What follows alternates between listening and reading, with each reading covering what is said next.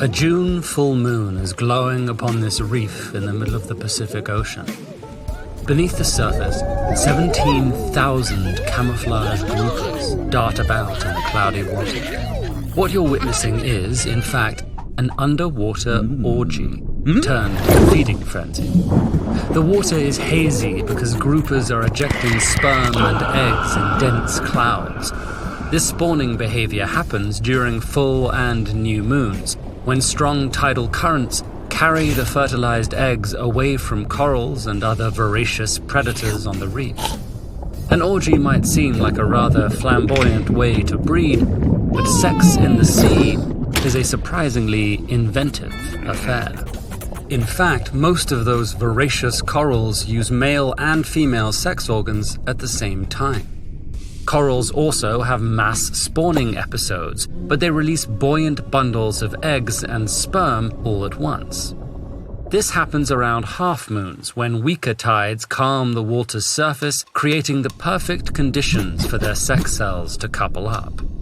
During these events, there can be hundreds of coral eggs and more than 1 billion sperm floating in every liter of surface seawater, where they create a sticky slip. But corals are far from the only animals in the sea that can express two sexes. Nearby, a humphead wrasse is undergoing a remarkable transformation. These fish breed in groups where one male fertilizes several females. And, likely because there aren't many dominant males around, the largest female is becoming one. Unlike corals, humphead wrasse can switch sexes, but they only exhibit one sex at a time. The wrasse changes colors, loses her eyeline, and grows dramatically. Soon, the metamorphosis is complete, and he can fertilize the female's eggs, ensuring that procreation persists. Interestingly, this blue streak cleaner wrasse that's grooming the humphead was also once a female. But unlike the humphead, he can change sex again should he become single. About 7,000 kilometers away in the shallows of eastern Australia, this male morning cuttlefish boasts a much sneakier mating strategy. A female cuttlefish has garnered his attention, but she's also attracted another male. Competing directly with this rival would be a demanding ordeal, so the cuttlefish opts for trickery instead. Positioning himself between the female and his rival, on one side he displays a mottled skin pattern resembling that of a female to appease the competitor.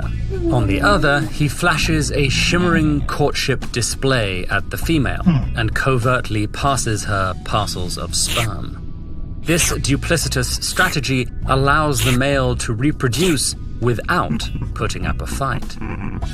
These sexual escapades are just a sampling of what goes on beneath the waves.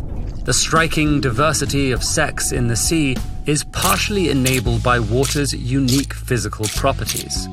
Its stable temperature and high density help preserve and disperse reproductive cells. Unless land organisms return to the water to reproduce or have specially adapted sex cells, their options are limited. For many terrestrial animals, reproduction is usually only possible internally, with organs that resemble the moist ocean environment. This restriction may cause us to see only one facet of sex, but a brief tour of marine life shows us just how diverse sex really is.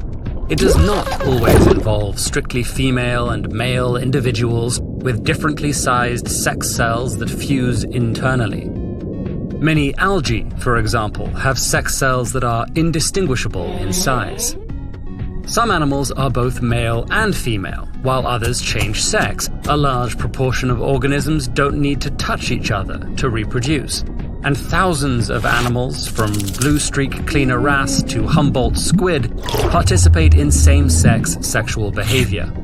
So, peeking beneath the ocean's covers doesn't just provide a spectacle. It also gives us a more complete appreciation of sex in all its fascinating forms.